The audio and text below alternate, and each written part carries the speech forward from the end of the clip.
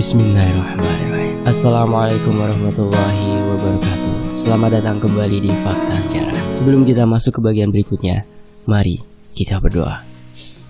A'udzu bikalimatillahi tammati min syarri ma khalaq. Bismillahirrahmanirrahim. La yadurru ma'asmihi syai'un fil ardi wa la fis sama' wa huwas samiul 'alim.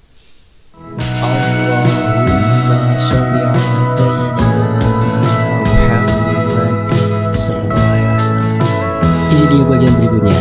Bidang sosial Karyari Rianti _INK. Keesokan harinya, aku bertanya pada Juminah, "Jum, kamu pernah lihat hantu nggak?"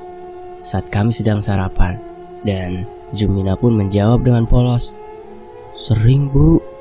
Aku hampir tersedak mendengar jawaban Juminah. Mulutku melongo dan mataku melotot, seakan tak percaya dengan apa yang baru saja dikatakannya. "Beneran, Jum? Kamu gak takut?" "Iya takut, Bu," jawabnya. "Memangnya hantu seperti apa yang sering kamu lihat?" tanyaku penasaran. "Perempuan, rambutnya panjang, mukanya serem terus sering ketawa-ketawa," jawab Juminah tanpa ekspresi. Dia asik makan sembari membaca buku. "Kamu lihat hantu di mana, Jum?" "Di mana-mana." "Iya, di mana-mana itu di mana saja loh, Jum," tanyaku sembari menahan tawa. Dasar anak kecil, pikirku. "Pernah, Bu, di rumah, di puskes, dan di..." Juminah menggantungkan kalimatnya sambil menatapku, seperti ragu mengatakan sesuatu. "Di mana lagi, Jum?" tanyaku tak sabar. "Di sini, Bu," katanya masih tetap menatapku. Aku tercekat, merinding tiba-tiba. "Juminah pernah melihat hantu di perumahan ini. Kapan? Apa ketika aku melihat sosok perempuan sedang bertengger di hordeng tempo hari?" "Juminah, di sini di mana? Di rumah ini maksudmu?" tanyaku meyakinkan, berharap Juminah akan menggelengkan kepalanya. Tapi ternyata Juminah mengangguk dan itu membuatku terkejut. "Kamu lihat di sebelah mana? Kapan, Jum? Kenapa kamu gak kasih tahu saya?" tanyaku bertubi-tubi, membuat Juminah terlihat menjadi sangat ketakutan. "Di sana, Bu," kata Juminah sembari jarinya menunjuk ke arah kamar pasien. Dia menunduk, tak berani lagi menatap wajahku. Berarti benar apa yang kulihat sekelebat waktu itu. Ya Allah, haruskah aku tetap bertahan menjalani ikatan dinas selama 3 tahun di sini? Ingin sekali aku bertanya lebih lanjut pada Juminah tentang sosok yang dia lihat. Tapi waktu sudah menunjukkan hampir pukul 7 pagi. Saatnya Juminah harus berangkat ke sekolah. "Ya sudah, sekarang kamu berangkat sekolah ya, Jum," kataku sambil beranjak membereskan peralatan makan bekas sarapan kami. Kemudian aku mandi dan berangkat ke puskesmas. Sementara itu di sisi lain, "Selamat pagi, Bu," sapa seorang ibu hamil saat aku baru tiba di puskesmas. Dia sedang duduk sendiri di bangku ruang tunggu. Puskesmas masih sepi. Pak Udin sedang mengantar Dokter Danis ke kabupaten. Pulangnya pasti sore atau malam hari. Kak Edi dan Kak Agus belum datang.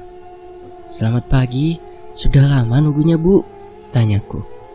Ibu hamil itu tersenyum, kemudian berdiri dan menyalamiku. Tangannya terasa sangat dingin.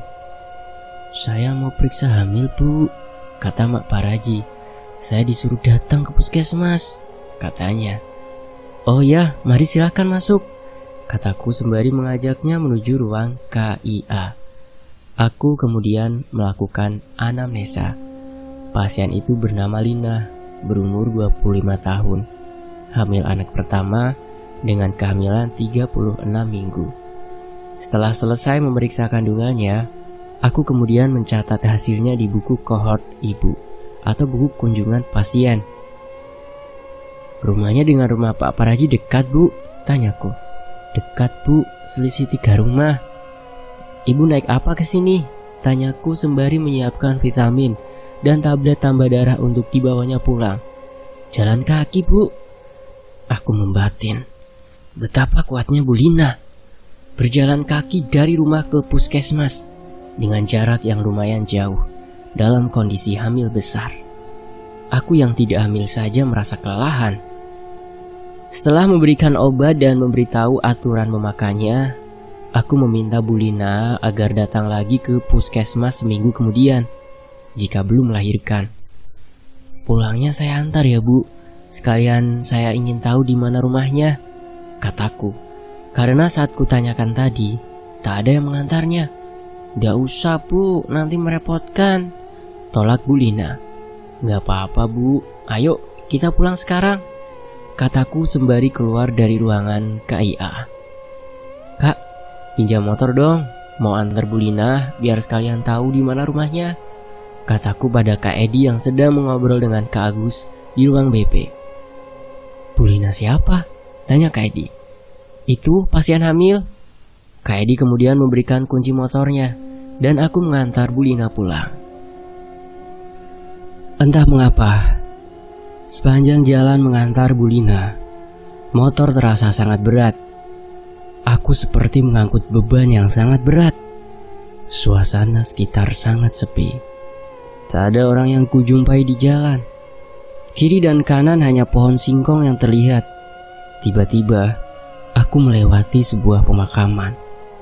Padahal seingatku kemarin, tak melewati jalan ini saat berjalan bersama Jumina. Bu, kita nggak salah jalan? Tanyaku pada Bu Lina. Tidak ada jawaban. Kita nggak salah jalan kan Bu? Tanyaku lagi. Aku memulai pertanyaan dengan suara agak keras agar terdengar oleh Bu Lina. Tetap tak ada jawaban. Penasaran, aku menengok ke belakang karena motor Kak Edi tak ada kaca spionnya. Namun betapa terkejutnya, tak kulihat Bu Lina di jok belakang. Tiba-tiba aku merinding, bulu kuduk berdiri dan jantung berdetak tak karuan. Meskipun siang hari, tapi rasanya aku begitu takut. Segera aku memutar motor dan mengendarainya dengan kecepatan lebih menuju ke arah puskesmas. Ingin rasanya aku menangis kencang-kencangnya. Dalam perjalanan, tak henti aku membaca doa-doa. Jarak yang dekat jika ditempuh dengan mengendarai motor terasa sangat jauh dan tak kunjung sampai tujuan. Dengan nafas yang masih terengah-engah, aku memarkir motor Kak Edi di halaman depan puskesmas. Berulang kali kuucap rasa syukur karena aku akhirnya bisa sampai di puskesmas lagi. Bergegas aku masuk ke puskesmas dan duduk di bangku yang ada di ruang tunggu pasien. Sembari mengatur nafas yang masih tersengal-sengal, Kak Edi dan Kak Agus yang juga sedang duduk di situ melihatku dengan tatapan bingung. Mereka saling berpandangan. Kamu kenapa Susi? Kayak dikejar hantu? Tanya Kak Agus. Aku tak menjawab. Nafasku masih terengah. Jantungku rasanya hampir copot. Ternyata ibu hamil yang tadi ku bonceng hantu, kataku sambil bergidik. Kok tahu kalau dia hantu? Lagi pula ini kan siang hari. Mana ada hantu nongol siang-siang? Kata Kak Agus sambil terkekeh. Menyebalkan sekali. Aku serius Kak. Tadi itu aku mau mengantar dia pulang. Katanya rumahnya dekat dengan rumah Pak Paraji. Tapi sampai di lokasi pemakaman dia hilang, kataku menjelaskan. Rumah Mak Paraji itu gak lewat lokasi pemakaman. Tuh ke arah sana kalau mau pemakaman itu Susi, kata Kak Edi. Sembari jari telunjuknya menunjuk ke arah yang berlawanan dengan rumah Mak Paraji. Aku melongo. Jadi tadi itu aku berada di mana sebenarnya? Aku betul-betul yakin jika tadi berada di lokasi pemakaman. Barangkali kamu tadi melamun Susi, dan pasien 2 hamil yang kamu bonceng turun di jalan tapi kamu gak merasa, kata Kak Edi. Aku diam saja. Betul-betul merasa bingung dengan apa yang baru saja terjadi. Hingga jam waktu pulang kerja berakhir, aku masih tak habis pikir tentang hal itu. Sesampainya di rumah, kulihat Juminah tengah asik membaca buku cerita di ruang tamu. Kamu sudah makan belum Jum? Sudah Bu. Segera aku berganti pakaian dan mengambil air wudhu kemudian sholat duhur. Jum, waktu lihat hantu itu, kamu gimana? Maksud saya kamu ngapain? Tanyaku sembari duduk di sebelahnya. Saya diam saja bu, sambil menutup mata sampai dia pergi. Jawabnya polos. Memangnya kamu tahu siapa dia? Kata Mak, dia itu orang hamil yang mati penasaran. Aku tak melanjutkan percakapan. Nanti saja akan kutanyakan pada Bu Yati tentang cerita itu, pikirku. Aku kemudian mengajak Juminah mengobrol tentang sekolahnya, keluarganya, kakak dan adiknya, serta apa yang dia inginkan. Juminah mengatakan, setelah lulus SD, dia ingin bekerja seperti kakaknya, agar bisa punya uang untuk membantu ibunya.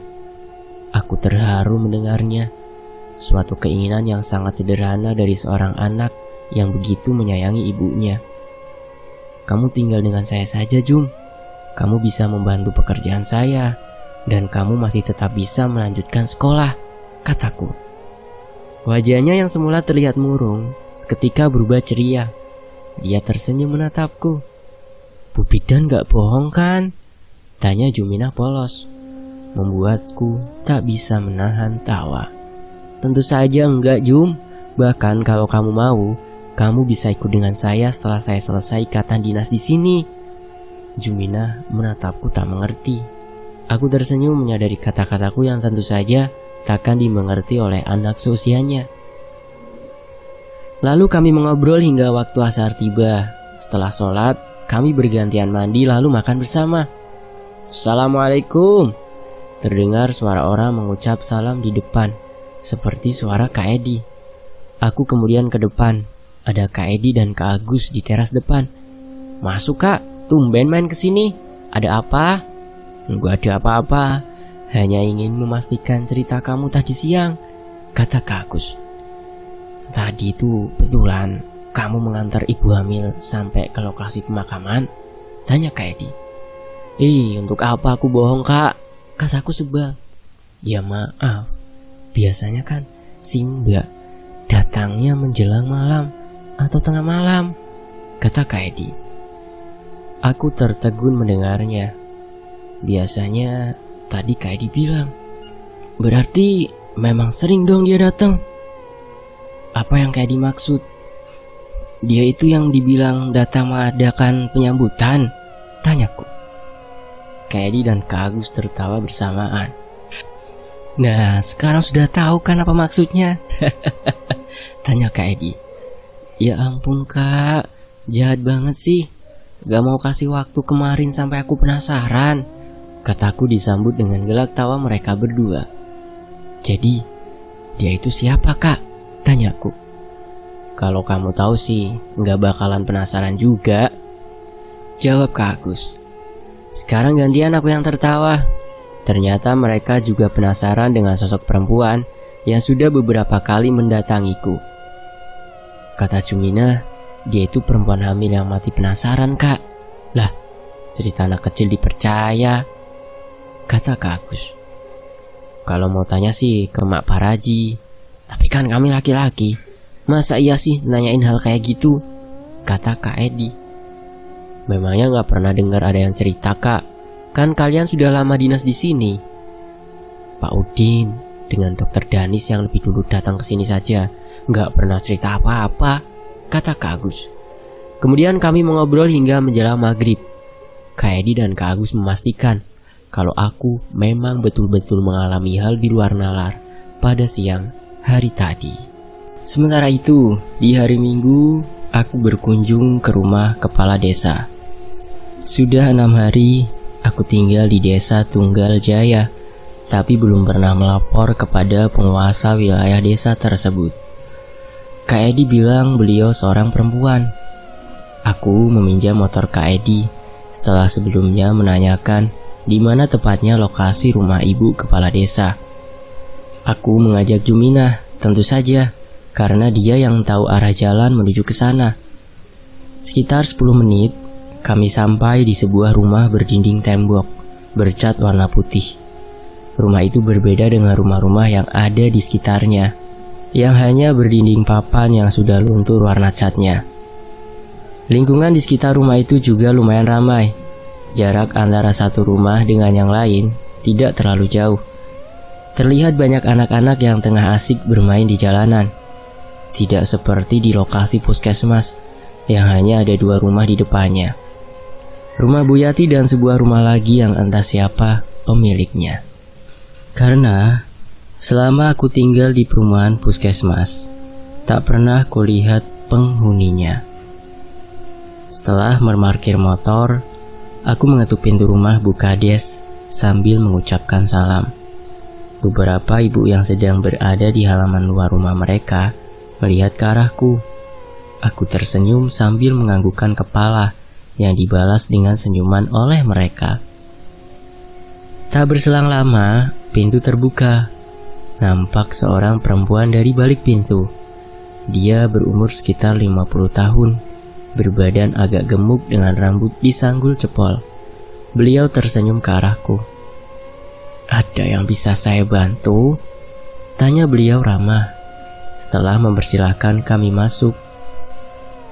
Belakangan aku tahu, ternyata perempuan itu adalah ibu kepala desa, Bu Rubiah namanya. Aku kemudian memperkenalkan diri dan mengutarakan maksud kedatanganku.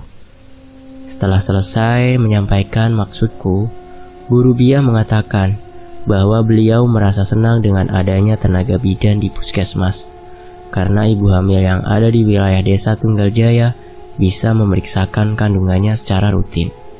Setelah berbincang seperlunya, aku mohon pamit. Sebelumnya, aku meminta kepada Bu Rubiah agar mengirimkan beberapa orang perempuan ke puskesmas keesokan harinya. Mereka akan dilatih secara sederhana untuk menjadi kader posyandu, karena aku merencanakan akan membentuk beberapa posyandu di wilayah kerja puskesmas. Selama ini, posyandu hanya ada di wilayah kerja pustu. Jadi, bayi dan balita yang ada di wilayah puskesmas induk malah tidak terjangkau karena tak ada tenaga kesehatan yang menggerakkan. "Jum, kita ke rumah Emak Paraji ya.